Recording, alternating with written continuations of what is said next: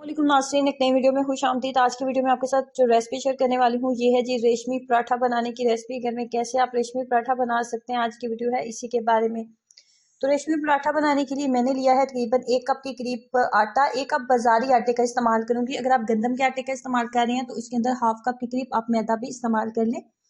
बाजारी आटा लेने के बाद 1 कप, उसके बाद हमने जो ऐड किया है इसके अंदर 2 से 3 चुटकी बराबर नमक, और उसके बाद इसके अंदर ऐड करेंगे मिल्क क्रीम।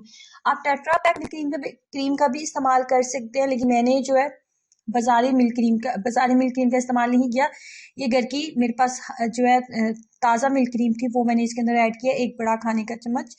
उसके बाद मजीद जो आटा हम गूंदेंगे वो हम गूंदेंगे दूध के साथ। दूध का नीम गर्म होना ज़रूरी है। अगर आपके पास दूध नहीं है तो नॉर्मल आप जो है फिर पानी के साथ गूंदें, लेकिन पानी भी अगर आप इस्तेमाल करते हैं तो नीम गर्म पानी का इस्तेमाल करें। आज का जैसे कि विंटर सीजन है तो बहुत ज़्यादा ठंडे पानी के साथ आटे को ना गूंदें। आटा जो होता है बहुत ज़्यादा सख्त हो जाता है और रोटी अच्छी नहीं बनती। मैंने नीम गर्म दूध का इस्तेमाल किया। रेशमी पराठे को दूध के साथ ही बनाया जाता है, दूध के साथ ही गूंदा जाता है। दूध के साथ आटे को मैंने फाइनली गूंद लिया है। बाजारी आटा जो होता है इसको गूंदने के लिए बहुत ज़्यादा मेहनत करने की जरूरत नहीं होती, बस आप इसको भिगो के रख दें दूध के अंदर या पानी के अंदर तो ये बहुत अच्छे से नरम हो जाता है, जैसे बिल्कुल मैदा होता है। आटा मैंने गूंद लिया, इसको 15 मिनट दूंगी ताकि अच्छे से सेट हो जाए। जैसे ही आटा सेट हो गया उसके बाद नॉर्मल साइज का मैंने पेड़ा बनाया है।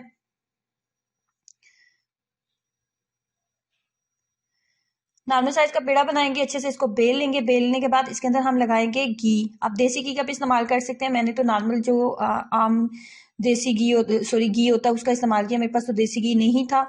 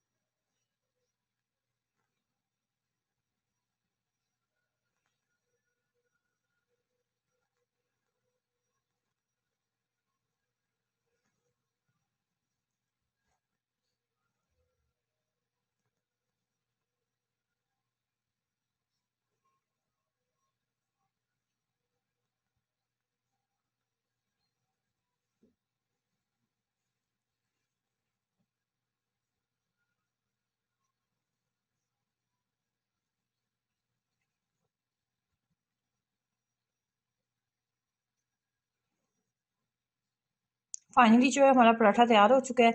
जिस तवे के ऊपर आप बनाना चाह रहे हैं उसको अच्छे से आप इस तरीके से आप एक दफ़ा उसको घी लगा दें थोड़ा सा उसके ऊपर, जिससे पराठा और ज़्यादा खस्ता बनेगा।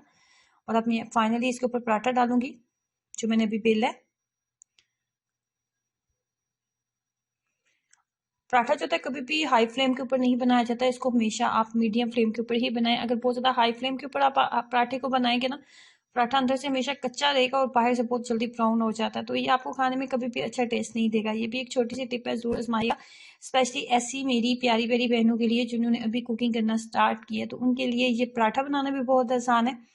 और इसके अलावा अगर आप चाहती हैं ना आपका पराठा बहुत खस्ता और कुरकुरा बने और बहुत मज़ेदार सा बने और अंदर से आपको कच्चा कच्चा टेस्ट ना आए आटे का, तो आप जो पराठा है उसको हमेशा आप जो है मीडियम फ्लेम के ऊपर बनाएं, कभी भी हाई फ्लेम के ऊपर पराठे को ना बनाएं। बैक साइड पर भी थोड़ा सा मैंने घी लगाया है, ये ऑप्शनल है, अगर आपको नहीं पसंद तो आप ना लगाएं। लेकिन जो रेशमी पराठा होता है ना उसको इसी तरीके से बनाया जाता है।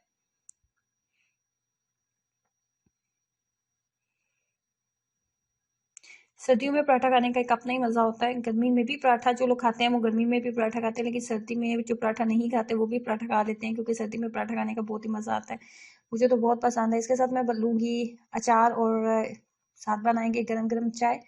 तो नाश्ता हो चुका है जी तैयार। ट्राई कीजिएगा आप इस रेशमी पराठे की रेसिपी को, अपना एक्सपीरियंस जरूर शेयर करें। वीडियो को लाइक करना और चैनल को सब्सक्राइब करना मत भूलें। अल्लाह हाफिज़।